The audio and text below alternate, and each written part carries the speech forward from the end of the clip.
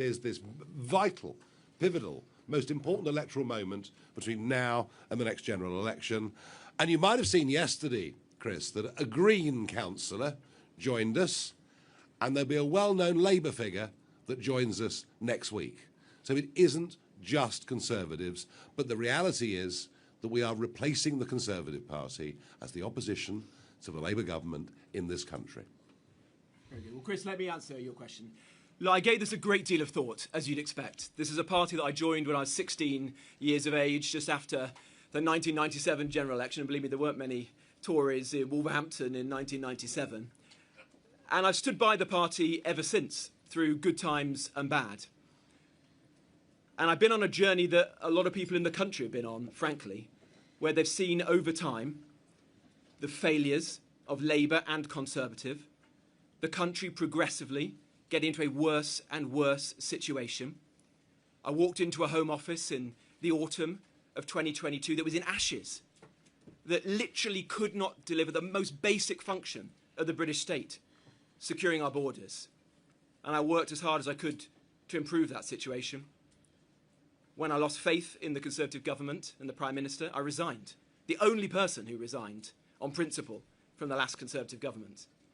And then after the last general election, I made an argument to the Conservative Party, and in some respects haven't stopped making that argument, that it failed the country, that it needed to be painfully honest about the mistakes that it had made, to really show to the public that it was sincere in that, and then to set out the serious answers to the big challenges that face our country right now.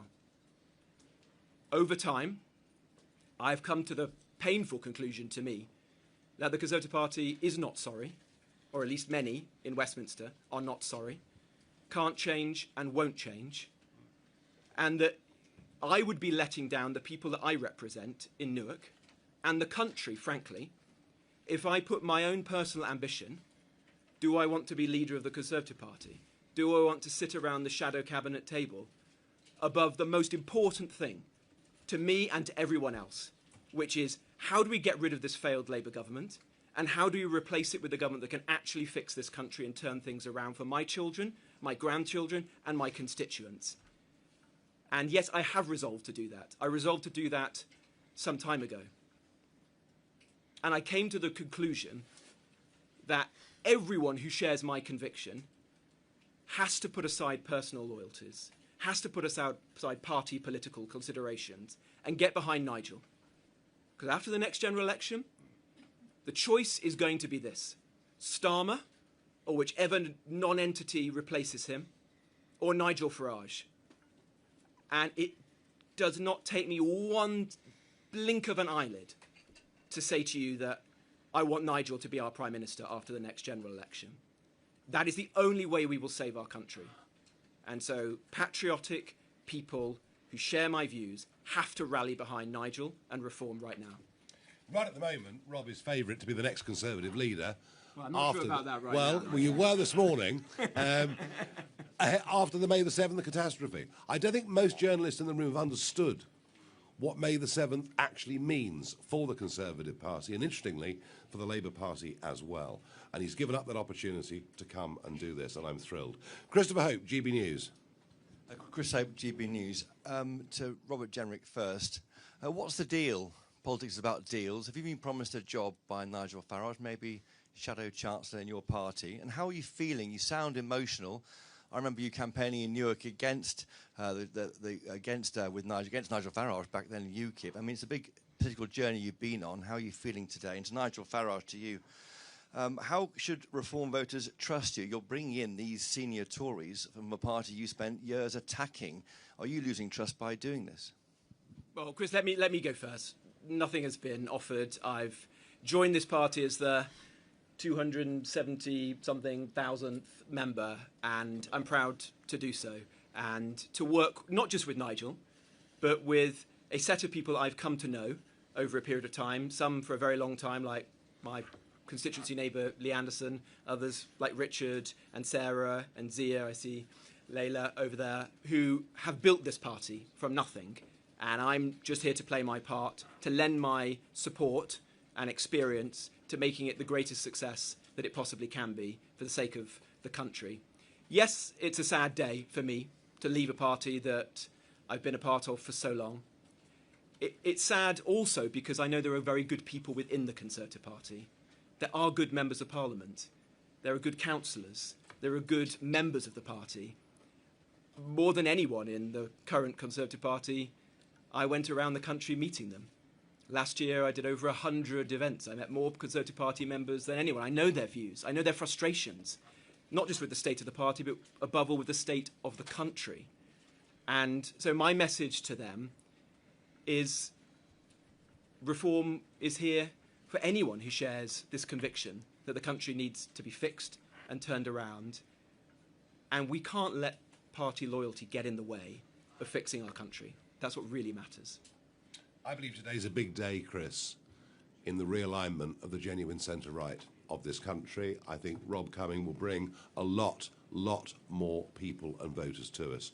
I think this is actually a very big moment. And that's why we talked about it for a long time.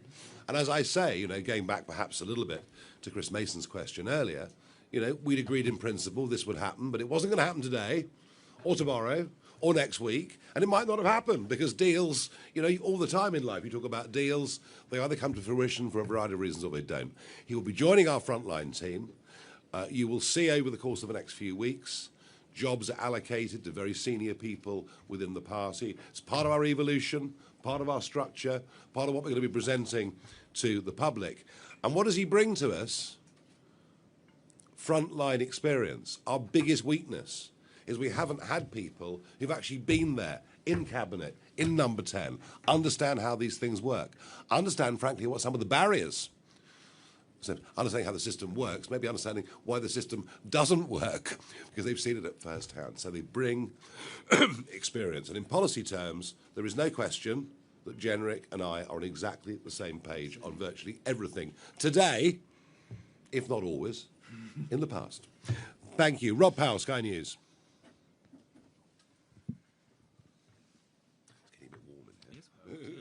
Hi, thank you, Rob Powell, Sky News.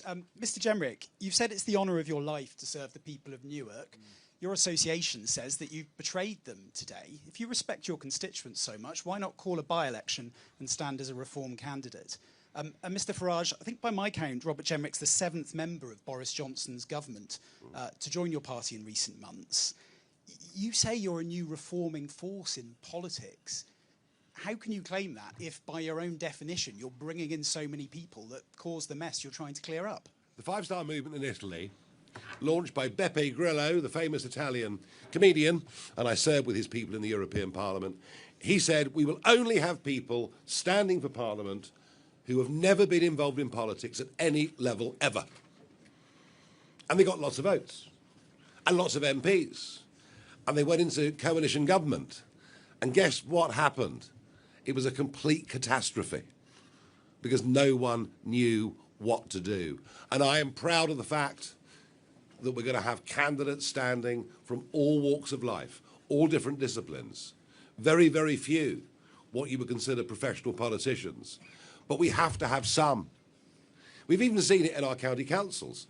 You know, Richard's been going around the country. Lancashire, for example, we have a guy who'd run a district council for years, knows what he's doing. He was able to go into Lancashire County, get a grip of it on day one, whereas for others, it's taking a bit longer.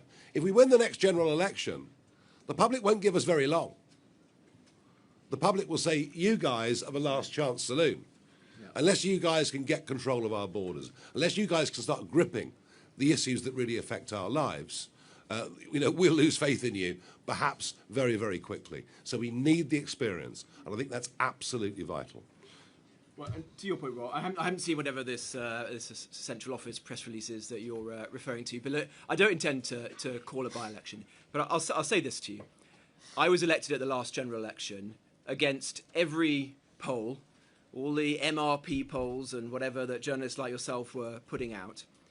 And that, I believe, was because my constituents knew that I stood up for them. I was willing to do things which are difficult, sometimes be very independent-minded. They respected the fact that I had resigned from the last Conservative government. In fact, there were a lot of Reform voters in Newark who decided to bite their tongue and not vote reform and to vote for me at the last general election precisely because of that. And my constituents know that I'll continue to do that, to be the strongest possible voice for them and for the issues that they care about. And, above all, to hold this failing Labour government to account. The thing that unites most people in my constituency is this. They want Starmer out, and they want a good government in that's going to fix our country. And I am convinced that this is the only way that we can achieve that, and I must play my part in that. Shihab Khan, ITV News. Shihab Khan, ITV News. Robert Jenrick, my first question is to you. You've been very scathing of your previous colleagues. You've said that the Conservative Party contributed to the breaking of Britain, yet in that period you served in a number of roles. You were Housing Secretary, you were a Health Minister, you were an Immigration Minister, you were in the Treasury. My question to you is, did you contribute with your actions and did you play a part in what you say is the breaking of Britain? And Nigel Farage, my question to you is, the man sitting next to you is clearly very ambitious. He ran to be leader of the Conservative Party. Can you trust that he doesn't want to be leader? I think we've just given away the idea of being leader of a political party, if I may say that. Look, no one joins reform unless they believe that Nigel Farage is the best man, not just to lead this party, but to lead our country. That is why I've done this. That's why I've put aside my own personal ambition, whatever the bookies say about being leader of the Tory party. I've done it because I think Nigel is the man to lead this country. And I'm going to work every day for the next 3.5 years, or whenever the general election is, it may come sooner than that, to make sure that happens. Thank you. Gary Gibbon, Channel 4 News. Thank you very much. Do you think, Robert Jenrick, this is an inflection point for the Conservative Party, that if you'd become leader, first attempt or even a second attempt if that had happened, there might have been a pre-election pact, a possibility of that with reform. The chances of that are now zero. And Nigel Farage, the question you were just asked, I mean, a few people have been texting me listening to Robert Jenrick saying that sounded like a leadership bid. Would he make a good successor? Well, if a very good speech is a leadership bid, I want a lot more of them. Nigel will speak for himself and for the party, but I don't believe there is likely to be or should be a pact or a deal with the Conservative Party. The message I've just delivered to you today is that I think the Conservative Party has failed to understand the mistakes that it made, has not repented for that. Why would anyone in this country hand the keys back to these people to take it forward and hope that they would fix the country? That is my painful conclusion of the last few years. And to your point about, or the point that was made a moment ago about my own record, look, I think the Conservative Party failed in government. Nobody has been more honest about that than myself. There were battles that I fought to build more homes, let down by Boris Johnson, to get immigration down, let down by Rishi Sunak. But did I contribute to mistakes? I'm very open and honest to say, yes, I did. That's why we've got to make sure this never happens again. And I believe reform is the best way to ensure that doesn't happen and we can actually fix the country. I thought your story about the recent Shadow Cabinet meeting was very revealing. You know, they debate, is Britain broken? A couple say yes. Most say, good Lord, no, everything's absolutely marvellous. And then some say, well, we can't admit it because we actually contributed to it. And so I'm actually, yes, I am prepared to accept those who put their hands up and say we failed. And bear in mind, Gary, I put a level of trust in the Conservative Party back in 2019 at that election. And I, like many millions of others in Britain, feel betrayed by them. And you only do deals, you only shake hands with people you trust. And we are going to replace them. And they will cease to be, I repeat, a national political party after May the 7th this year. Just you watch. And if I may just say on your question about an inflection point, I do think we are at an inflection point. Perhaps a slightly different one to the one that you were suggesting, but there are many millions of people in this country who voted Conservative at the last general election. They were often doing so through gritted teeth. Perhaps it was a force of habit. Perhaps they hoped that the Conservative Party would learn its lessons and change. My message to those people is you need to rally behind Nigel and reform now, because it is the only way We will get rid of this failing Labour government, and it is the only way that we will get in a government that is capable, has the will and determination to actually fix the country. And that, I'm afraid, does mean the end of the Conservative Party. It means people who share our values coming together to support this man and to make sure that he's our next Prime Minister. Yeah, they're going the way of the Liberal Party in the mid-1920s. That's actually what's happening before our very eyes. Martina Bett from The Sun. Thank you very much. Martina Bett from The Sun. Robert, I was wondering if you could give any more details on how the events this morning unfolded.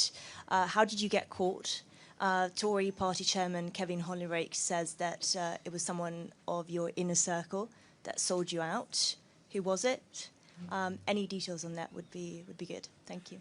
Look, honestly, I'm not in the slightest bit interested in who might have said this or that. Why don't you go and ask Kevin Hollyrake or Kemi Badenoch what they have heard on the grapevine? No one does this lightly. I've been a member of this party since I was 16 years of age. I woke up this morning as the Conservative Home Poll's most popular shadow cabinet member, exactly. The bookie's favourite to be the next leader of the Conservative Party. Do you think you do this lightly? No. I did this having given it the greatest thought about what I think was best, not just for me personally, but actually for the country.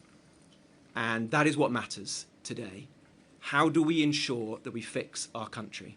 And there may be some people in politics, many in the present Conservative Party, who don't think Britain is broken, who think that everything's going to be all right. I don't think that. And I would be letting down the men and women that I represent if I said to them, you've had 2 or 3 lost decades where your wages have stagnated, your kids can't get on the housing ladder, the NHS and our public services are failing, migration is through the roof, crime is getting worse and worse on the streets. But you know what? I'm just going to sit back and allow us to waste another decade, 2 more decades. No, I'm not prepared to do that. So today was a difficult decision for me. It's not one that I took lightly, but I am convinced in my heart that this is the right thing to do for the country. James Hill, Spectator. Thank you. Mr. Jenrick, last summer you called for Zia Youssef to be booted out of Reform about a tweet, and there was a whole long-running Twitter battle with him. How are you going to smooth over relations with the new colleagues? Look, in politics, people say lots of different things, and whatever Zia or Nigel, anyone may have said, worse things have been said about me in my life.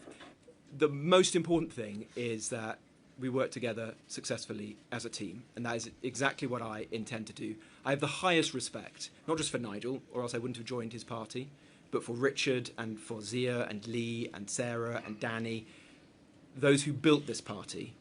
And I'm just the latest member, the latest recruit to their cause. And so I'm just going to do everything I can to help and to support them to make sure this is a success.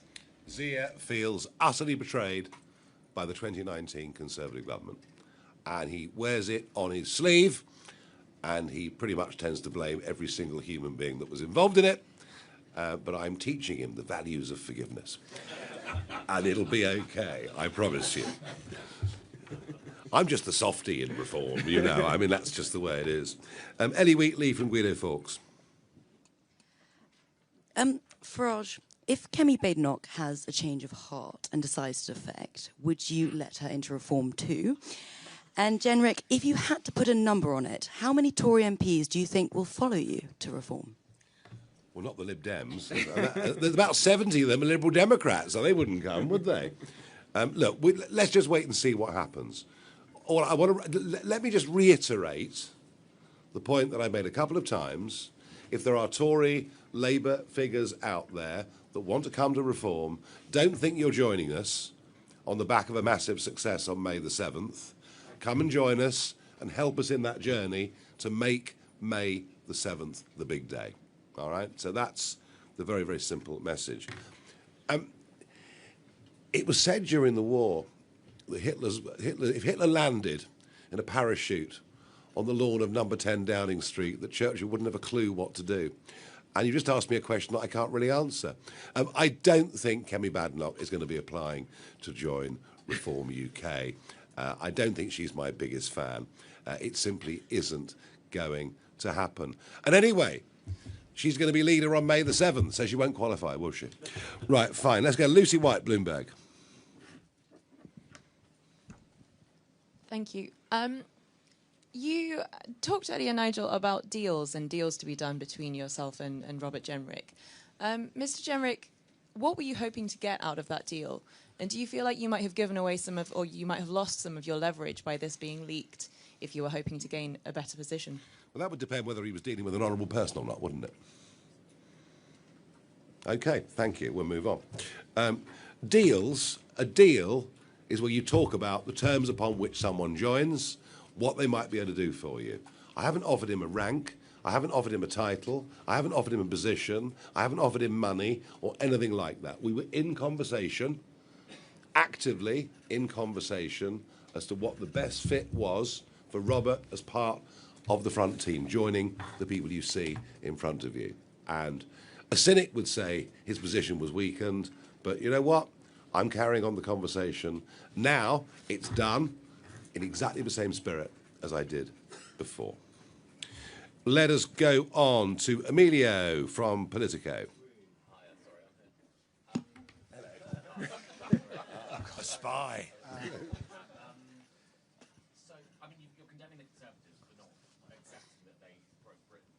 You have sort of touched on this a little bit just now, but I mean, are you accepting that you are part of that group that broke Britain? Which elements would you say that you had a hand in breaking? And are you going to apologise to the public? That's what you're saying the Conservatives need to do. Surely the public needs to hear you apologise for your role in that. And Nigel, I mean, you're both kind of accepting, well, you're completely accepting that the Tories failed, that the Tories broke Britain. So you're accepting a failure. Is that the kind of Conservative that you want helping you in government, really? If people are honest enough in public life to put their hands up, to say they got it wrong, to effectively say they're ashamed, that's what Jenrick said. I'm ashamed. How much more do you want from him? What do you want, sackcloth and ashes? You know, he's already said he's ashamed of some of the things that government did. I think he's pretty much been down that path. And I want people who recognise what went wrong. I want people who understand what re-establishing that bond of trust between the electors and the elected is. And I want people who've got experience of what it's like to live, breathe and work on the front line. It's the experience of failing in government. Well, you know what? Most people who succeed in business have failed in business to begin with. And maybe that's something this country needs to think about a little bit more. That the road to great success very often is littered with failures along the way. The clever people recognise those failures, adapt and change. And there's little doubt that in terms of political conviction and thought, that Robert Jenrick has changed enormously over the course of the last decade. I don't think you need to defend yourself any more than you have, frankly. Well, I think he's... look, if he says I'm ashamed of what we did as a government, as I say, I don't know what more you want. David Williamson from The Express.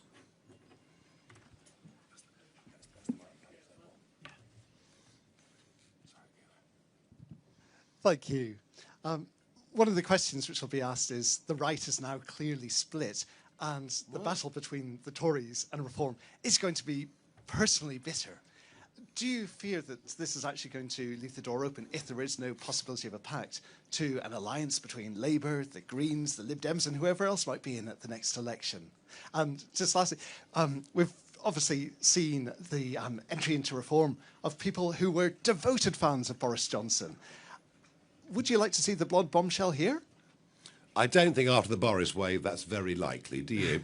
And if you say the right is split, I'll tell you this, David, it's a lot less split this afternoon than it was this morning.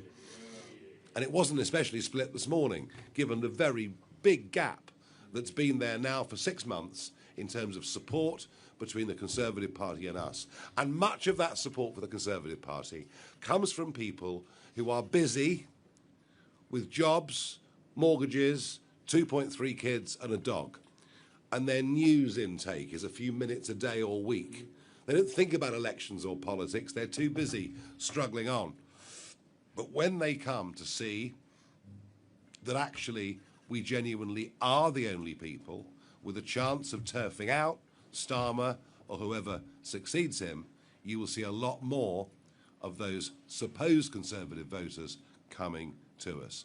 What you've seen today is actually a very fascinating, historically perhaps significant, reuniting of people on the centre right. Okay, let's keep moving on. Let's go to Tim Stanley from the Daily Tea. Had a sex change. Okay. Actually, Camilla Tominey from the Daily Tea. Can you just clear up, Mr. Jenrick, the timeline on your defection? Because I wrote a column about this on Friday, and there was an exchange of messages with, let's call it sources close to you, insisting that you were never, ever going to defect. It's no surprise that if you phone me, I don't have to tell you everything you want for your column, Camilla. Well, no, I'd already written the column at that point, but I just wanted clarity, like Chris Mason at the BBC and all the other journalists here, that when you said you were never, ever going to defect last Friday, that you were in fact lying, and therefore the accusation that you're untrustworthy may be true. That's my question. Camilla, I'm very sorry to disabuse you, since I thought you were a very experienced journalist, but politicians don't have to reply to all the text messages that they get sent by journalists. And I wasn't going to give you the exclusive news of my decision, Camilla. But if you're asking me the question about honesty, nobody in the Conservative Party was more honest about the failures of the last Conservative government than me. What is the most honest thing to do, Camilla? To stay in a party knowing that its principal policy on Rwanda was a failure, or to resign from its cabinet? What is the most honest thing to do for myself and the country but to say this party is going nowhere?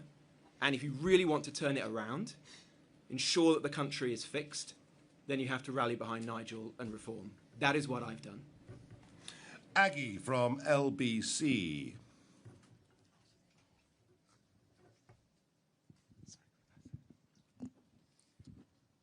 Thank you very much, Aggie from LBC. First to Robert, has your dream of becoming a party leader completely gone, or do you think at some point when, or if, Nigel Farage retires, you might have that dream once again? And also, what happened I thought I got away from all the leadership speculation. What happened to the person If one good who... thing came about today, it was that.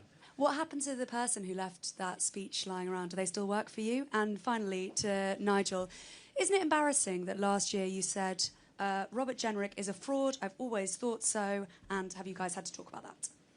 No, we haven't really, because I did think that for a very, very long time. I wasn't sure that his conversion was genuine. I thought perhaps he was doing it for political advantage within the Conservative Party to become leader. I had my doubts, but I've begun to believe since the summer that actually this guy has been on a genuine journey, is viewing the country very differently. And as I said earlier, the thing that really swung it for me is he was the only principled resignation from the last government. And when people who fought very, very hard to get into Parliament, to rise up the ladder into ministerial position, senior ministerial position, for people to resign on points of principle, there are very, very, I tell you what, Aggie, there are very, very few people in public life who do that these days. And that's what convinced me that this guy was in the same camp that I'm in.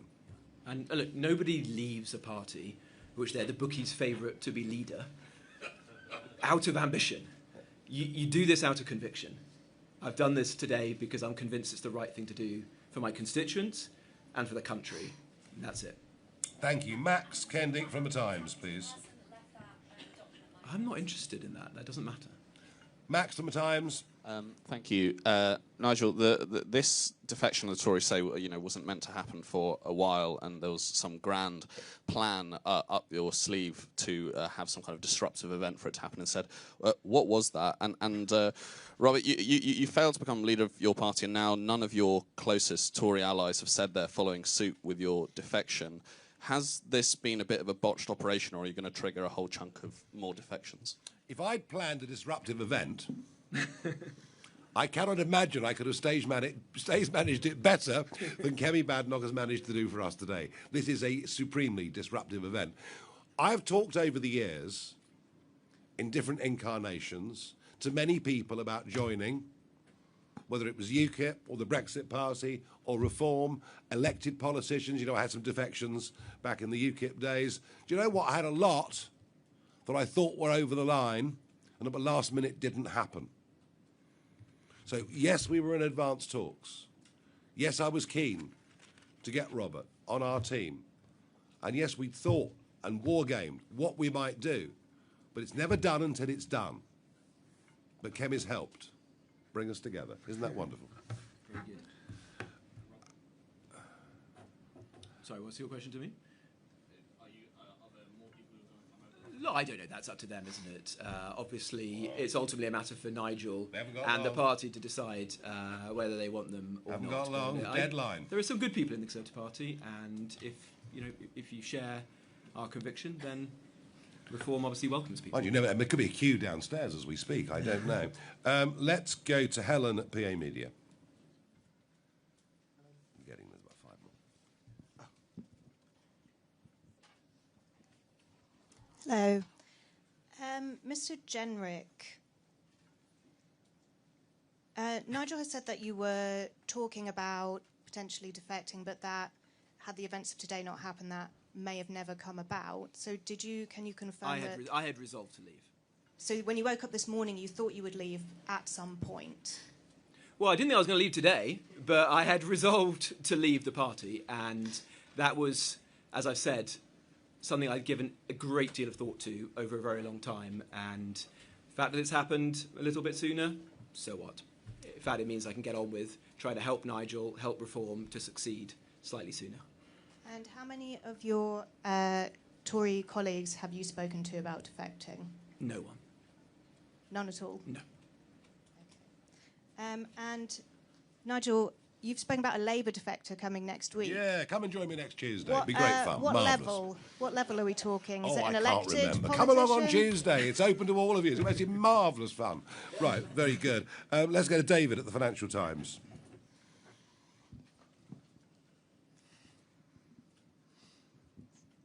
Hi there. For Robert, first of all, you've spoken quite glowingly of Reform and of Nigel today, but no political party is fully formed. They always evolve. So what one political change would you like to see within Reform before the next general election? And for Nigel, you've put this deadline on people coming across before May 7th. Are you hoping at this point to trigger a tsunami of defections? Well, I think we're putting a message out, aren't we? That we want people, if they want to,